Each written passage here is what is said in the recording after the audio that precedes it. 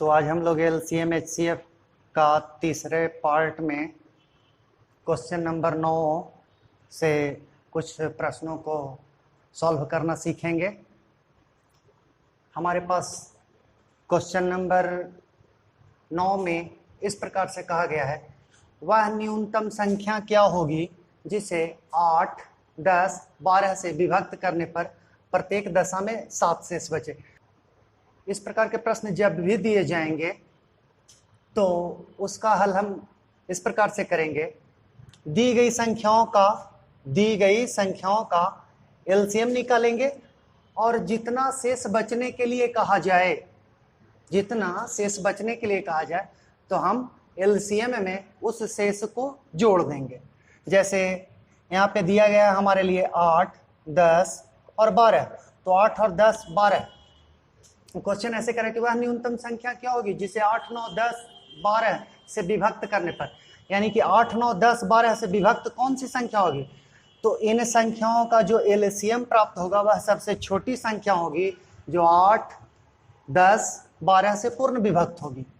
तो पहले हम एलसीएम निकाल लेते हैं इस प्रकार से, 4, 5 और 6 आएगा, 2 से 2, 5 और 3। अब इन संख्याओं का गुणनफल ज्ञात करेंगे, 2 × 2 × 2 × 5 × 3, और गुना करने के बाद 5 × 15, दूनी 30, दूनी 60, दूनी 120, यानी कि हमारा गुणनफल 120 आया। तो 120 वह सबसे छोटी संख्या है जो 8, 10, 12 से पूर्णतः विभक्त है।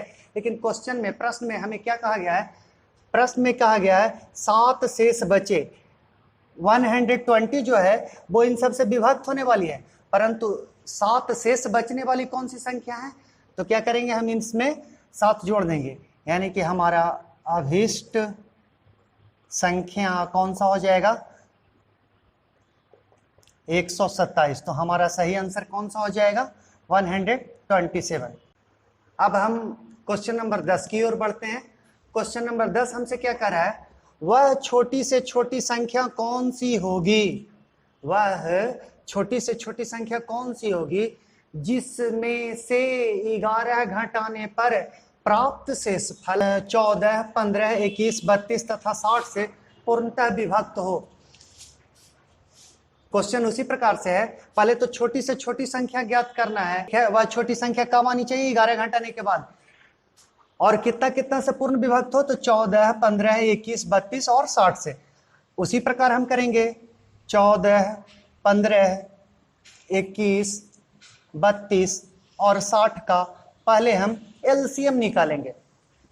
हमने पिछले प्रश्न में आपको बताया कि एलसीएम निकालने के बाद जो संख्याएं प्राप्त होती है वो दी गई संख्याओं से पूर्ण विभक्त होती है। तो इसलिए पहले हम संख्याएं निकालेंगे। कौन संख्या पूर्ण विभक्त है?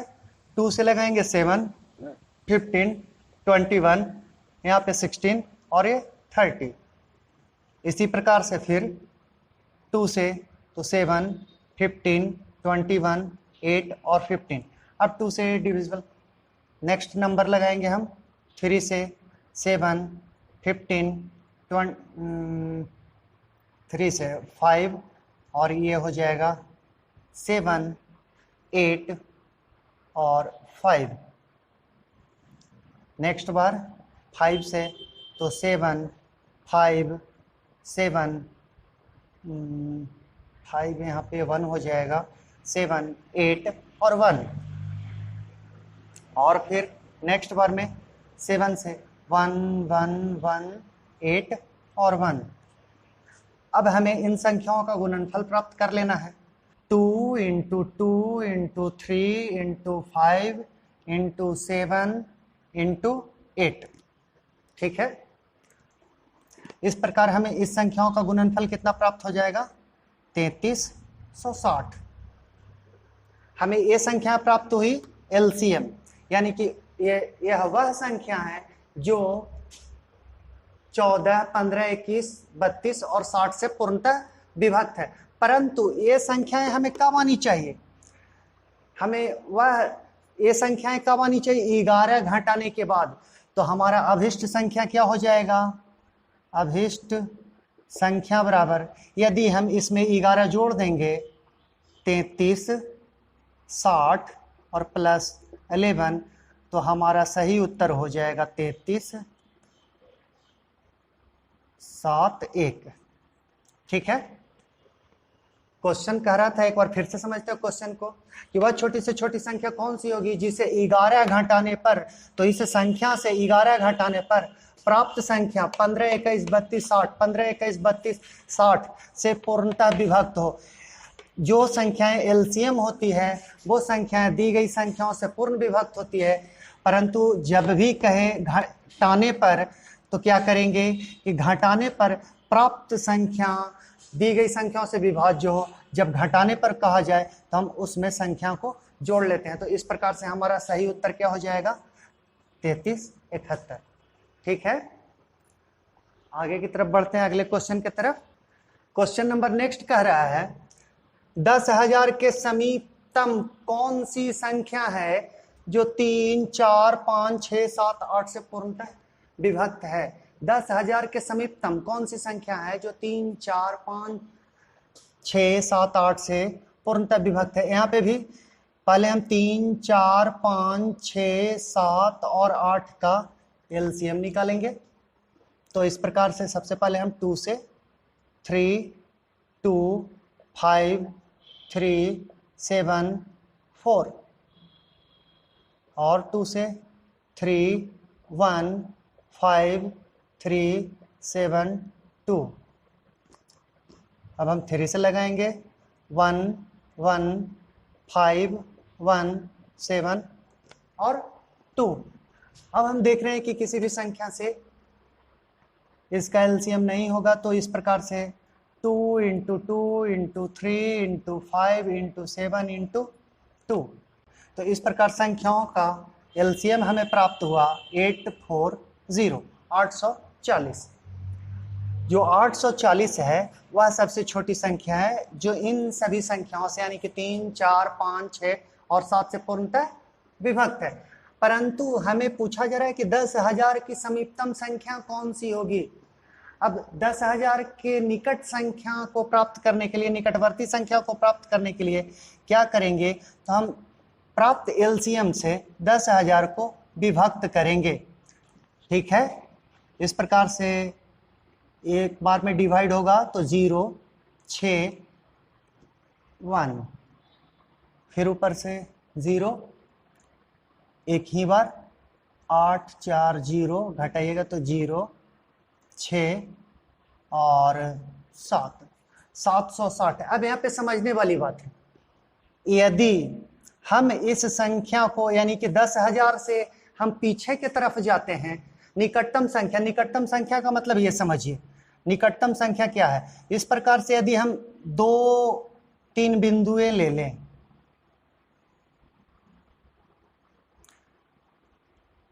बी और सी, यदि कोई व्यक्ति बिंदु बी पर हो तो उसके निकटतम दूसरी बिंदु ए और सी में कौन निकटतम है कहा जाएगा, तो हम स्वाभाविक कहेंगे कि बिंदु ए जो है वो बी के निकटतम है, बी के निकटतम है। इसी तरह से हमसे पूछा जा रहा है कि 10,000 के निकटतम वह कौन सी संख्या है जो इन सभी संख्याओं से विभक्त है, यानी कि जो संख्या 840 से पूर्णतः विभक्त होगी वही संख्या इन सभी संख्याओं से विभक्त होगी। लेकिन वो संख्या होनी क्या चाहिए, तो वो संख्या 10,000 के निकटतम होनी चाहिए। अब 10,000 के निकटतम हम कैसे निकालेंगे, तो या तो 10,000 से जब हमें आगे बढ़ना होगा तो हम 760 में कितना जोड़ें कि वो 840 हो जाए, 760 में कितना जोड़ें कि 840 हो जाए। तो इस प्रकार से प्राप्त करेंगे 10,000 प्लस 840 माइनस 760, और हमें इस प्रकार से संख्या प्राप्त होंगी। तो एक संख्या प्राप्त होगी 10,000 प्लस 80 इक्वल टू 10,000 80। हमें एक नंबर ये प्राप्त होगा। और दूसरा नंबर क्या प्राप्त होगा, दूसरा नंबर जो होगा वो 10,000 माइनस 760। तो इस प्रकार से हमें प्राप्त होंगी 0, 4 9 यानी कि 2 9240। अब 10,000 की निकटतम संख्या कौन सी है? हमें जिस ओर यहाँ पे अगर 10,000 से आगे जाना है तो केवल 80 आगे जाना है। यदि हम पीछे लौटते हैं तो कितना 760 पीछे लौटना पड़ेगा, यानी कि हमारे लिए निकटतम संख्या कौन सी है? तो 10,080। हमारा सही जवाब कौन सा होगा?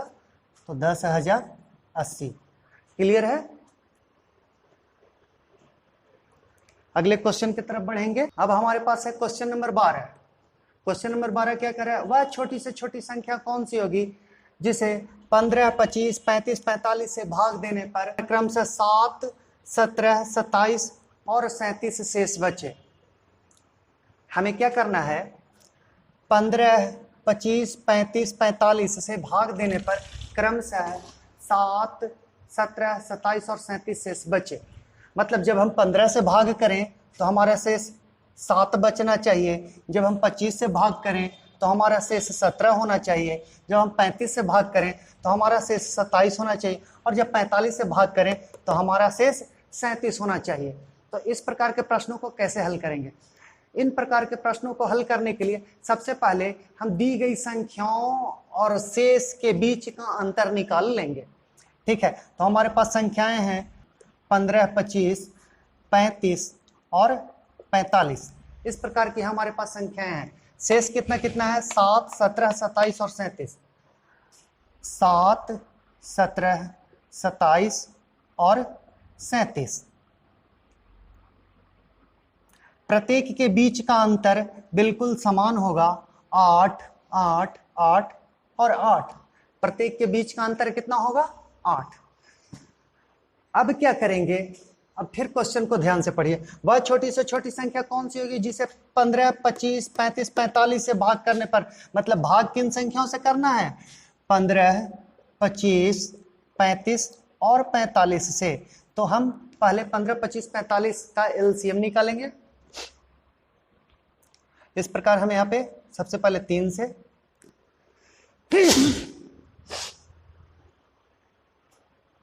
3 से लगाएंगे। 3 पचे 15, 25, 35 और 15 तिया 45। फिर 5 से और अब किसी भी संख्याओं से लगेगी नहीं, तो इस प्रकार से हम इनका गुणनफल ज्ञात करेंगे। 3 गुना 5 गुना 5 गुना 7 गुना 3। ठीक है, इस प्रकार हमें गुणनफल के रूप में प्राप्त संख्या होंगी 1575। ठीक है, हमें क्वेश्चन क्या करा था? वह छोटी से छोटी संख्या कौन सी होगी जिसे इतना इतना इतना से भाग देने पर क्रमशः शेष इतना इतना इतना इतना 7, 17, 27 और 37 बचे। तो हमें जो यहाँ पे अंतरफल प्राप्त हो रहा था वो प्राप्त एलसीएम में से हम उसे माइनस कर लेंगे, यानी कि हमारा अभीष्ट संख्या या अभीष्ट उत्तर बराबर हो जाएगा 1575 माइनस 8 इजकल टू 8, 7, 15, 6, 5, 1, यानी कि 1567 हमारा सही आंसर होगा। और 1567 हमारे लिए क्वेश्चन नंबर बी में है, तो हमारा क्वेश्चन नंबर बी सही जवाब होगा। अब क्वेश्चन नंबर 13। क्वेश्चन नंबर 13 क्या कर रहा है? वह बड़ी से बड़ी संख्या कौन सी होगी? वह बड़ी से बड़ी संख्या कौन सी होगी, कौन सी है जिससे 58, 34 में से घटाने पर प्राप्त संख्या 20, 32, 35 में से प्रत्येक से पूर्णतः विभक्त हो। मतलब 20 से भी वो पूर्ण, इतना से घटाने के बाद जो संख्या प्राप्त हो, यानी कि बड़ी से बड़ी संख्या हम इसमें से कितना घटाएं, वह बड़ी से बड़ी संख्या कौन सी है जिसे इतना से घटाने के बाद, मतलब इतना से घटाने के बाद हमें प्राप्त होना चाहिए और बड़ा नंबर होना चाहिए। ठीक है, 20, 28, 32, 35 से पूर्णतः विभक्त हो। इस प्रकार के प्रश्नों का हल बिल्कुल आसान होता है। दी गई संख्याओं यानी कि इसे छोड़ दें और 20, 32, 35 का हम एलसीएम निकालेंगे। जो एलसीएम प्राप्त होगा उससे इस संख्या को विभाजित करेंगे और जो हमारा शेष बचेगा वही हमारा आंसर होगा। तो चलिए करते हैं। हमारे पास संख्याएं हैं 20, 28, 32 और 35।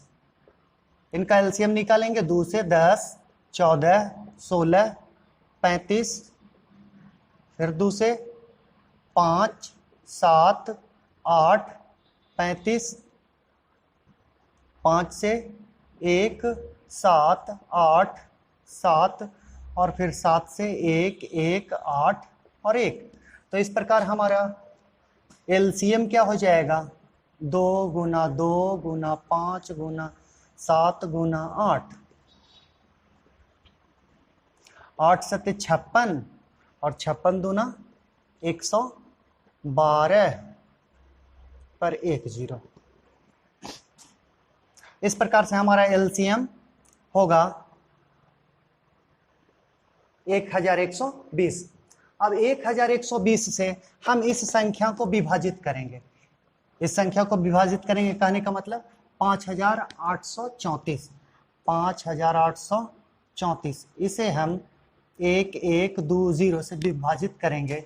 ठीक है, 5 बार में तो 0, 5 दूनी 10 और 11 25 55 और 1 56, 4 3 2 कट जाएगा। तो हमें शेष के रूप में कितना बचा? 234। मतलब कि यदि ये संख्या 234 कम होता तो 1120 से पूर्णतः विभक्त होता, और जो संख्याएं 1120 से पूर्णतः विभक्त होगी तो वो संख्या क्या है कि 20, 28, 32, 35 से पूर्णतः विभक्त होगी। ठीक है, अतः वह बड़ी से बड़ी संख्या प्राप्त करने के लिए हमें कितना घटाना पड़ेगा? 234। ठीक है, तो हमारा सही जवाब हो जाएगा 234। ठीक है, मतलब हमारा सही ऑप्शन कौन सा हो जाएगा? 234।